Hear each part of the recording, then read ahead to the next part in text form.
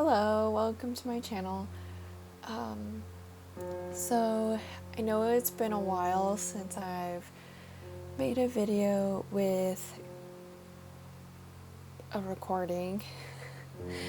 I just kind of wanted to talk about the process here because it shows the full process. That's why this video is so long. So I initially had the sketch drawn out on a sketchbook, and then I decided to take a picture of it, upload it to my iPad, and rework it so that it was better, looked better, had more of the feel of what I wanted, and the shapes were better. So as you can see, this is what I did, and was this reworking, make sure the lines are straight, and yeah. As you can see, I decided to put a grid on so that I could get a better view as to whether things are straight.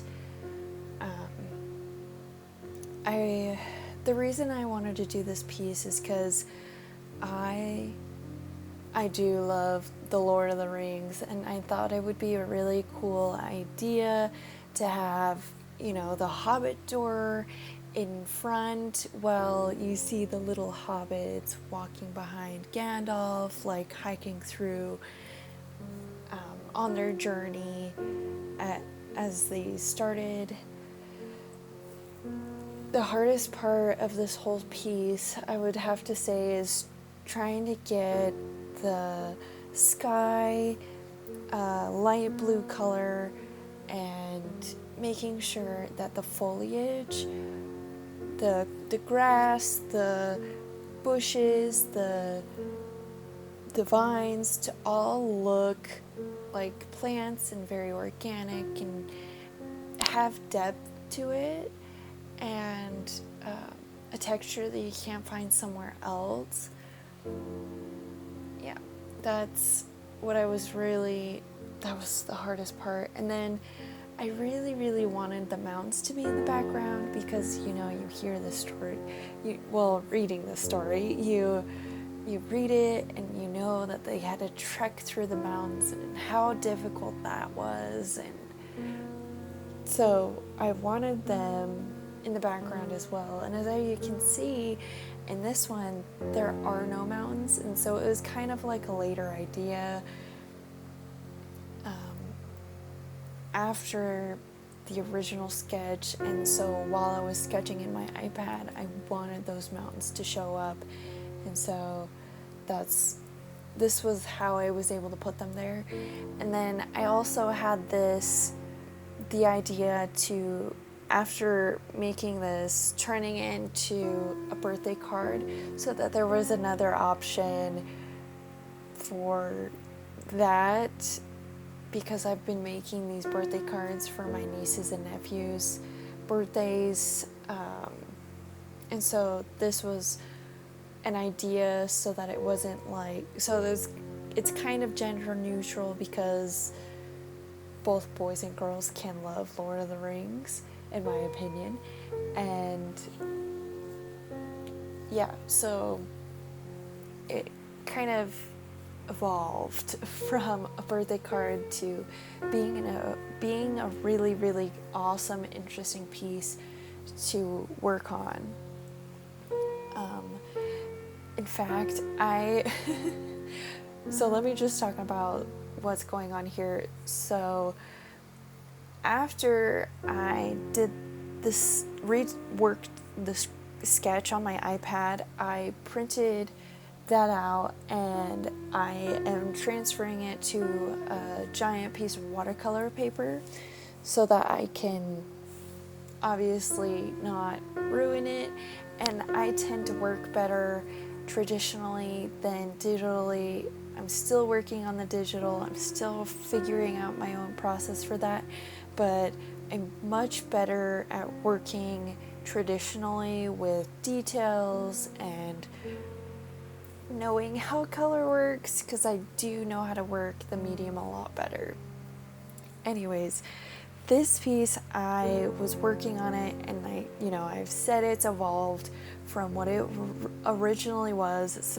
It was supposed to be really simple, but it evolved, and I had to actually print out reference photos for the door and for the foliage and for the mountains so that I got it right, because it was really important for me to make sure that I got this right. It was one of those things that it kind of evolved and turned into something that I was really excited about. I finished this piece months ago. The reason it's taken so long to get the video out is because I loved working on the piece, but there was so much footage that I did not want to work on the video and editing it, because it's taking forever. The reason this video is so long is because it took hours to paint, and then I had to cut down everything and make sure that this video wasn't too long to watch. But anyways, so here I have taped it down to kind of help reduce warping, and then I was working wet on wet to try and get an even wash of color, and then I put a very, very, very light amount of blue so that I had a light wash of blue, and that's the base color. I decided to leave the edges of the frame of this piece open to kind of give it a more sketchy feel, because I really like that.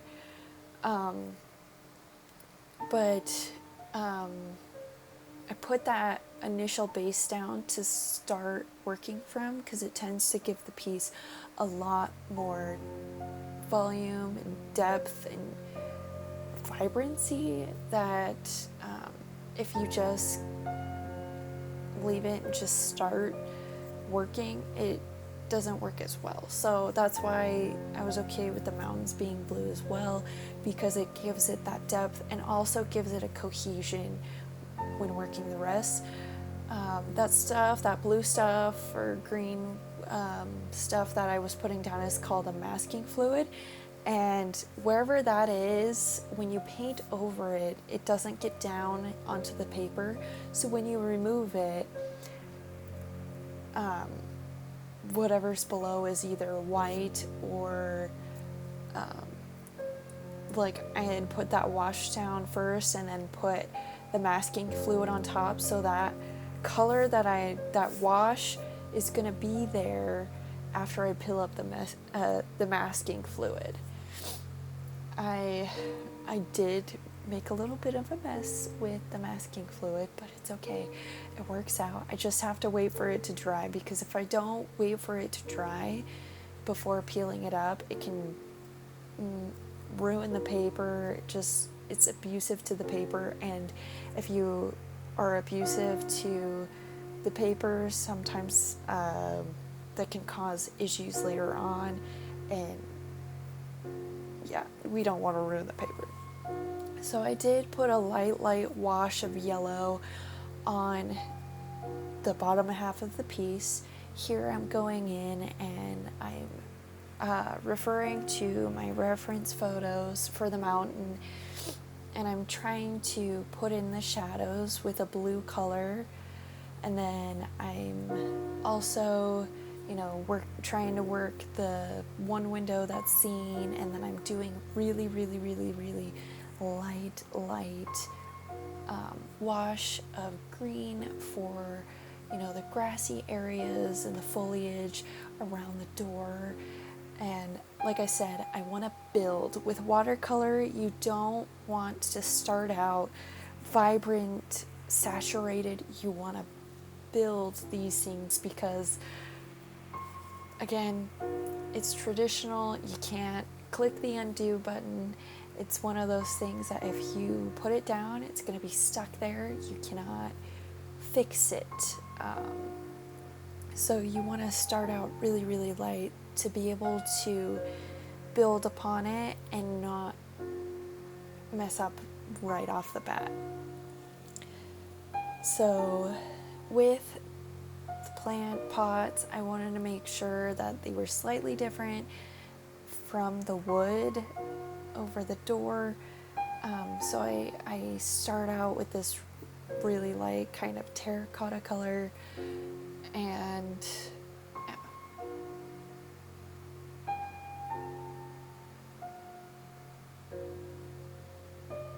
Again, all of this super, super light so that if there's any mistakes, I can easily fix it later on or rework it because it's a light wash, you know.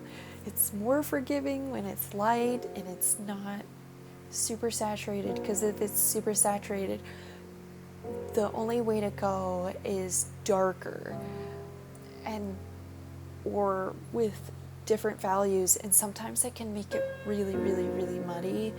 And so that's why I always start very, very light, and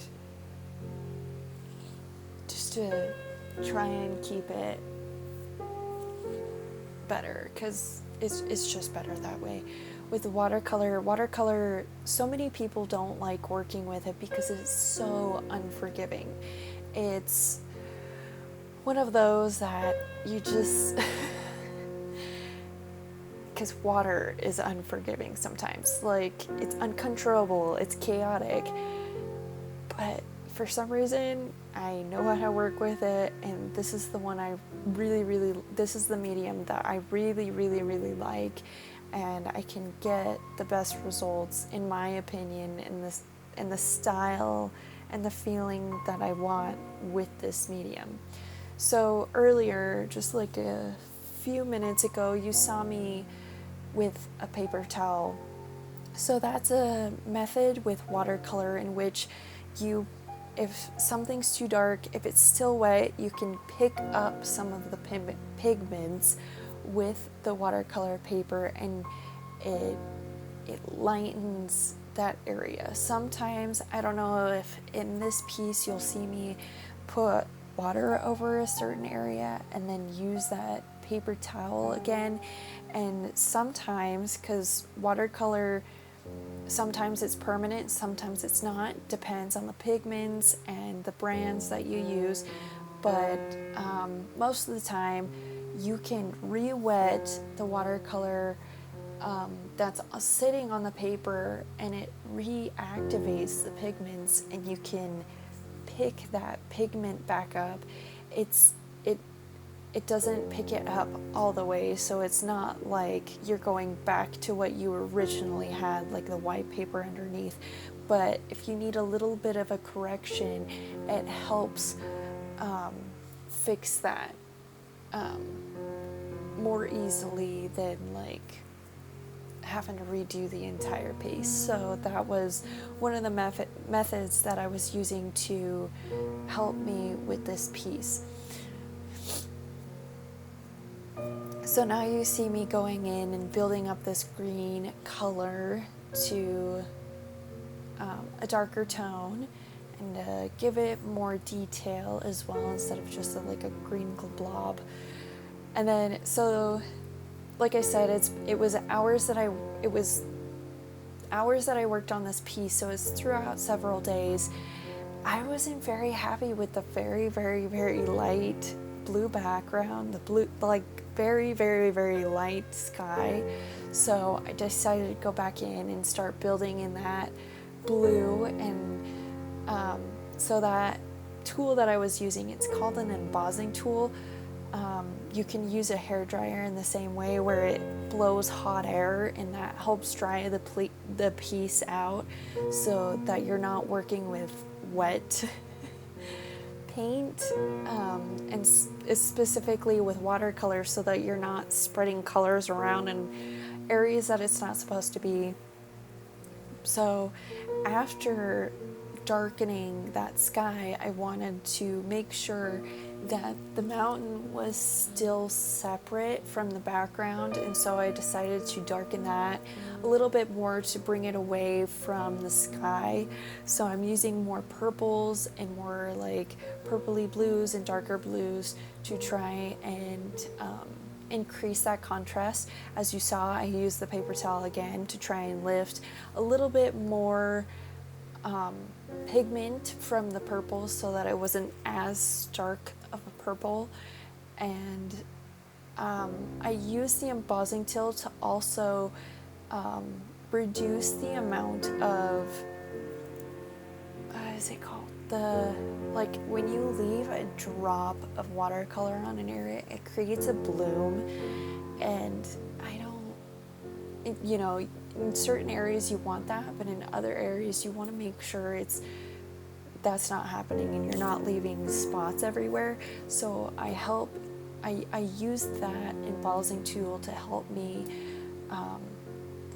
quickly work colors and get rid of those drops in certain areas.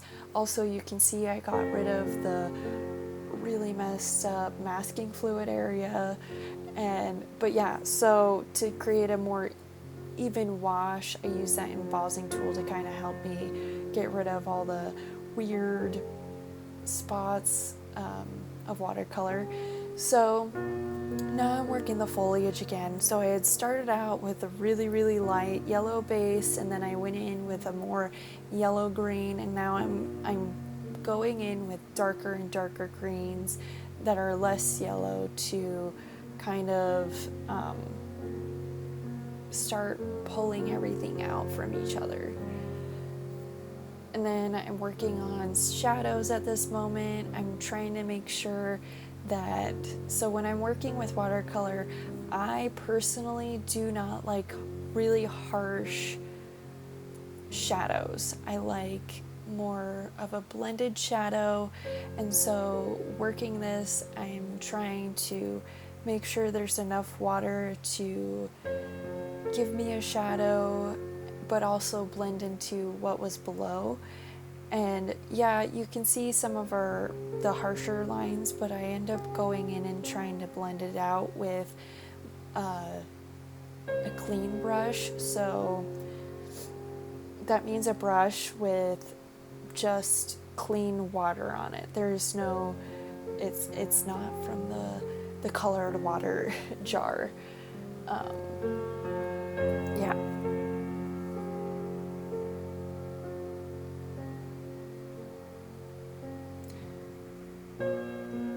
So I guess I'll tell you about my favorite characters in The Lord of the Rings. My favorite characters are Aragorn, of course, like super cool, super rad, you know, guy with a sword, mysterious dude with a, you know, crazy background, and he ends up, you know, being the king and the Lost King. And then my other favorite characters are Merry and Pippin, because they are just hilarious, you know, they're just like along for the ride, and they kind of just end up being thrown into a lot of situations or accidentally getting themselves into things. And I don't know, I relate with them. They're funny. I love them. So, really like the Hobbits. They're hilarious.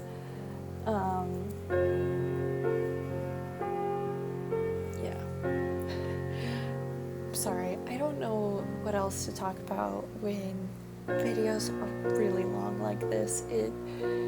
That's why I was putting off this video for so long, is because it's so difficult to know what to talk about for this long, for this duration of a video.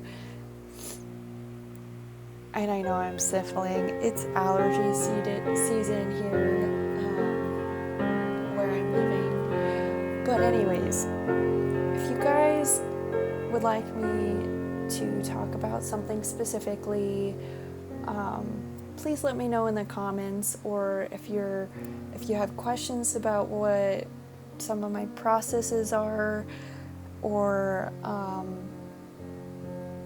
you have ideas for videos, please let me know in the comments. I know there's not very many of you, but I do appreciate when you do comment. It makes me feel very happy to know that there's someone watching out there, even though there's not very many of you. So again, I'm just darkening the shadows here, trying to create some contrast between things. I'm using like a yellow ochre. I think it's from Holbein. I don't know. Also, I won't put my supplies in the description yet because sometimes I don't even know what I have. Like a lot of these brushes, they're just mix and matches of some really nice expensive brushes and then some from like dollar stores, like when I've been traveling and such.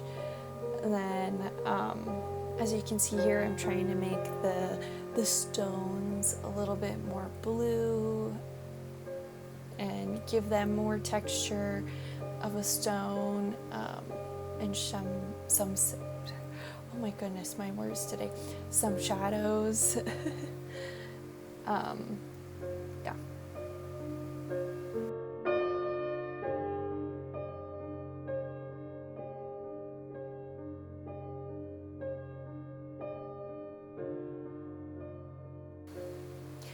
So when I do smaller details, I try and use a smaller brush. I know that's kind of like obvious because you want to make sure the details are small, and so you want to use a smaller brush. I don't know if that was uber duper obvious, but I like using the smaller brush so that I can make sure that the details are more refined and make sure that the shadows are in the right area, and it just gives me more of a peace of mind when I do this. So now you'll be seeing me go in with a darker green on the door, and this green is more of a blue green, to try and separate it from the foliage, because I wanted the foliage to be more of a yellow toned, yellow based green versus like a warmer green, versus the door being a colder green, so that there was that contrast. Even though all the things are green, I wanted to make sure that the door green was different than the foliage green. It just was important to me that there was that distinction between, you know, man-made versus organic, or this green versus that green. I know it sounds super ridiculous, but it's just me. It's just one of those things that I wanted to make sure happened. So now here you get to see me taking off that masking fluid, and man, that stuff's tedious because it's so sticky.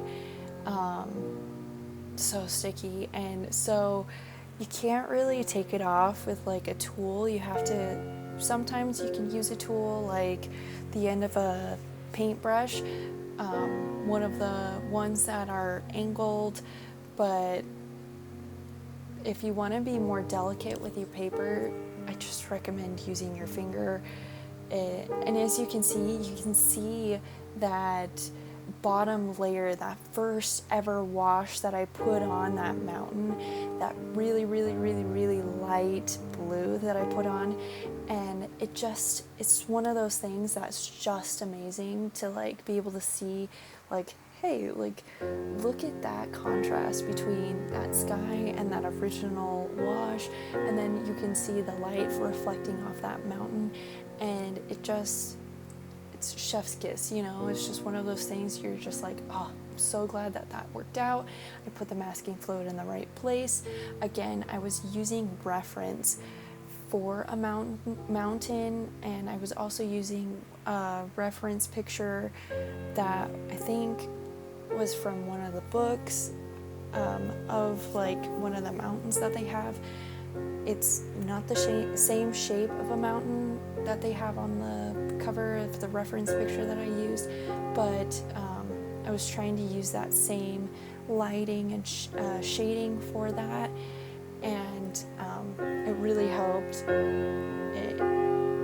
To me, it makes the mountain look a lot better, stand out a lot more. And you know, people always say, like, there's always a back and forth between whether to use a reference and whether to not. How I think of it is you're supposed to be inspired by the reference, unless it's for a specific lighting or for a specific pose. And you need a specific pose, I recommend taking your own photos if you can, because then you won't get dinged for copyright. But if you're using a reference photo that isn't yours, be inspired by it. You can use the pose, but not make it look exactly like the figure or person you're referencing, or you know, you can change the lighting and values, and then, you know, like mix and match them. Like I used different photos for the foliage in these so that I kind of knew what the vines look like and bushes look like, because you know, I wanted them to look a certain way, or like how I used the mountain, but it wasn't the exact mountain. I just used the lighting from that reference. Reference is just one of those tools that helps you be a better artist. It's not for you to copy one for one. It's to help inspire you in a way that helps your art grow and be better and be more accurate to the vision that you have in your head of what something should look like. It shouldn't be a replacement. It shouldn't, you know, a replacement for imagination. It shouldn't be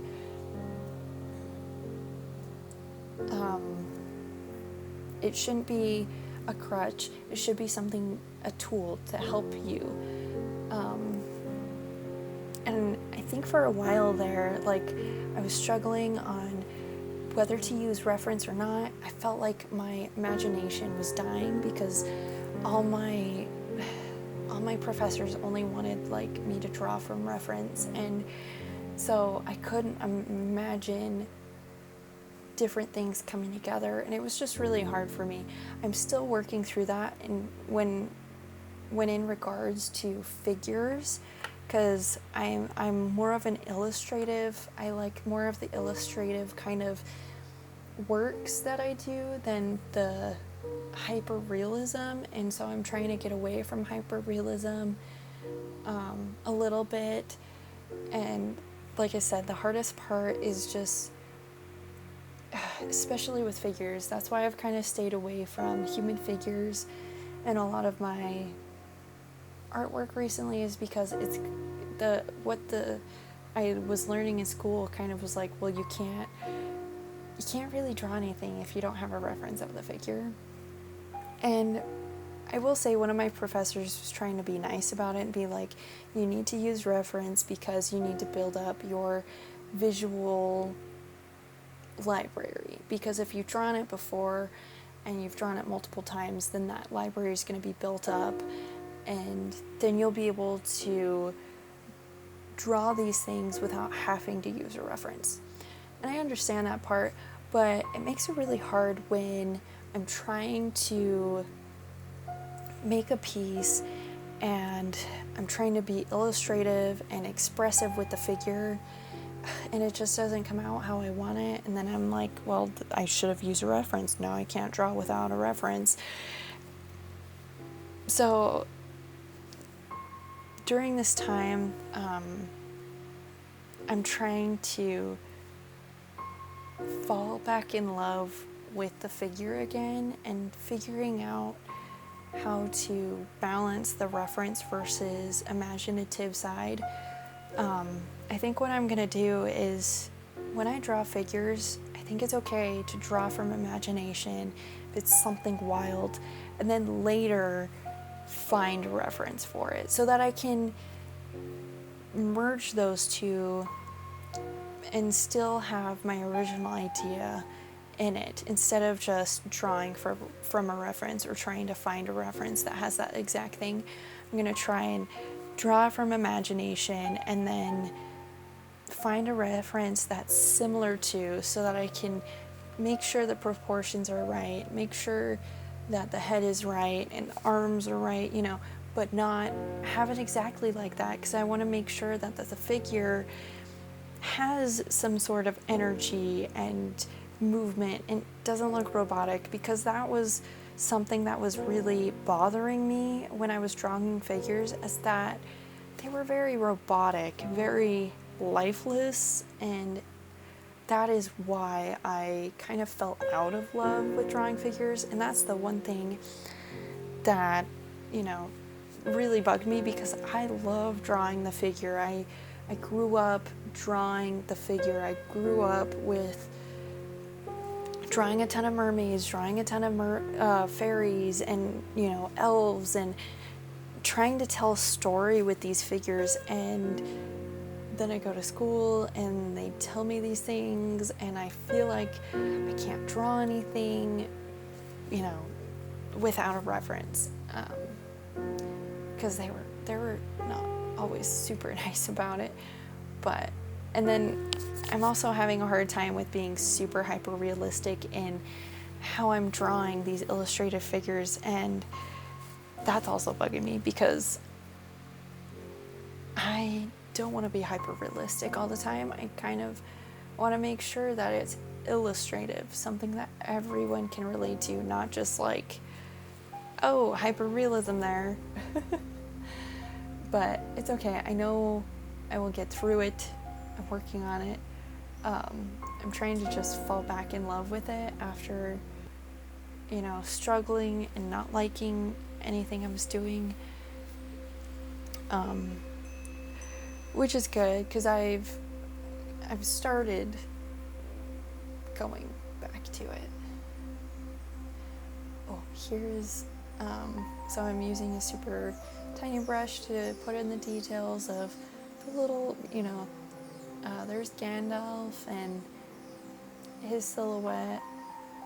I figured silhouettes would be a lot easier and simpler to look at too, instead of like really detailed figures.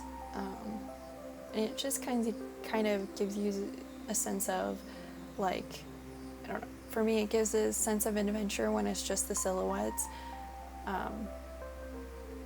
But yeah, I didn't use black. I used a really, really, really dark blue for these silhouettes. Also, something I forgot to mention with watercolor, you build on it because you want to start with the lightest and then go to the darkest. You don't want to start with the darkest because you can't take away dark. So it's additive, very, very additive. So here you can see that I am using, I think they're Prismacolor pencils. And here I'm taking away the masking fluid from the flower pots. You can see a lot of that white kind of showing through. So I'll add in maybe some color later, and then I'll leave some of it white. But here I use colored pencils to kind of add more texture and more depth and give it more contrast, because I'm able to get a much, much, much darker color with the colored pencils. And yeah, I love using I love using colored pencils over watercolor, because it just gives it a texture and gives it depth that regular, just just watercolor wouldn't be able to give it. And I'm able to like add details and add outlining without it being too much in your face. It just kind of sits there and helps add color and like in a way that, you know, only watercolor can't do. I used I used a lot of like browns and oranges in these areas to kind of make it a little bit darker, but not like too different than what was already there. And then sometimes I use a white to lighten up that area and give it a highlight. As you can see, I try and use a gel pen. Gel pen doesn't work for me very well. Do I understand why? No, sometimes it works, sometimes it doesn't.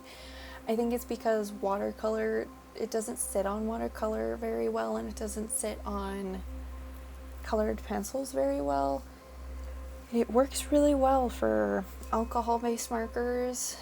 I think it's because the alcohol-based markers keep it smooth.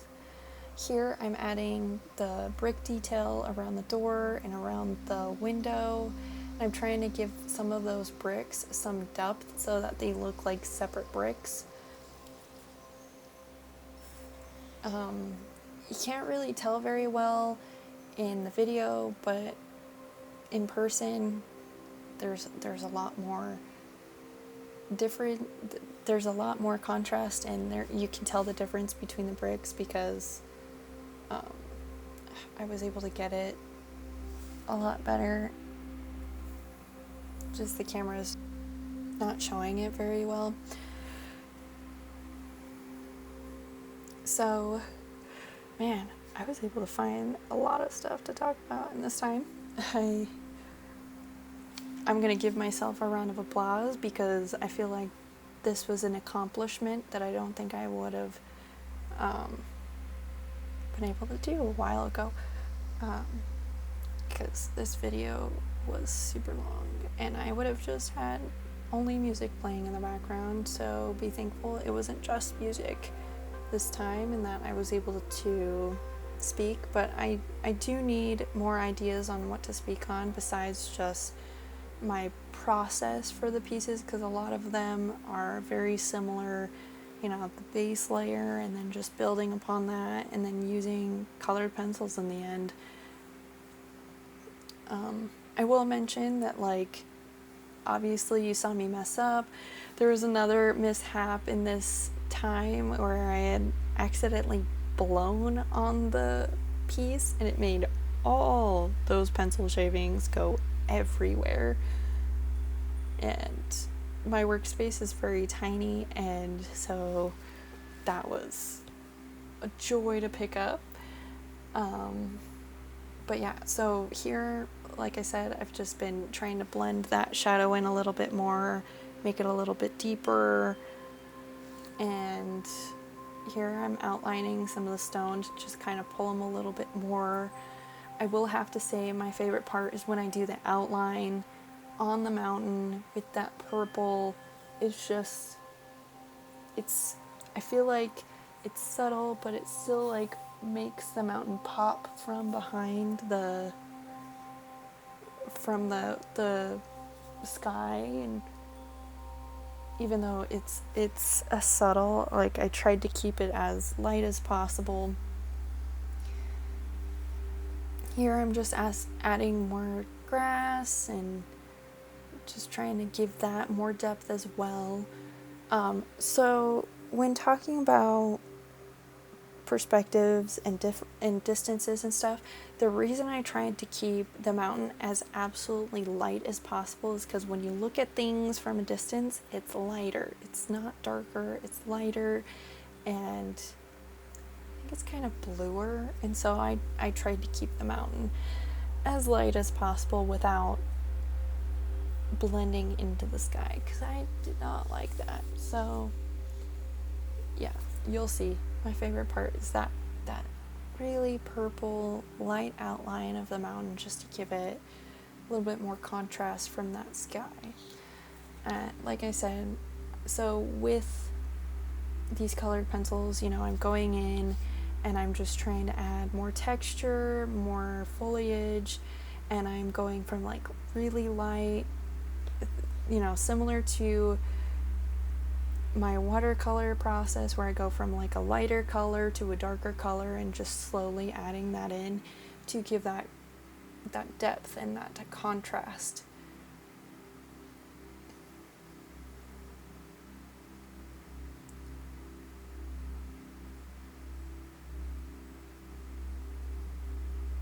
Also, I apologize if you see my head covering any of the areas that I'm working on. I'm still working on that, still working on the video process. I feel like this one was a lot better because I did move my camera a little bit lower so that I hit my head on it instead of going underneath it and covering up the entire piece when I'm working. Yeah. Sometimes I just get into the piece and I forget that I'm videotaping it, and so yeah, it's just one of those things where I'm learning. I'm trying to do better. I'm trying to be more open about my process and my thinking in these things. Oh yeah, and I love the door lines as well. I did have to like rethink about where those were because the colored pencil was actually covered up by the watercolor. So when I did the outline, I did use a really, really hard pencil. So when you look at a box of drawing pencils, you can see like, oh, HB, F, B4, B2, and then you go to the H's. H's are the harder pencils, while the B's are the softer pencils. And so I actually used an H8 when transferring the sketch from the printed out piece of paper to the watercolor paper. Oh, here's my favorite part.